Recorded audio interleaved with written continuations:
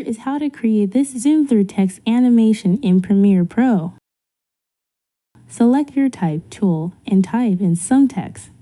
Then go over to Properties and modify it however you want. Double-click your preview screen. Then click and drag your anchor point to an area inside your text where you want the zoom to focus.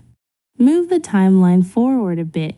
Click the stopwatch icon beside Scale and Position to set your first keyframe. Then move your timeline slider ahead a few seconds and increase the scale value and adjust position until your screen becomes completely white. Now move your text layer up to Video Layer 2. Then click and drag your actual video footage onto Layer 1 below the text. Under Effects, search for Track Matte key and add this effect to your video layer. Now simply go over to Effect Controls and expand the matte options. Then select Video 2 as your matte layer. Your video will now appear to zoom through the text, revealing the footage as it scales up.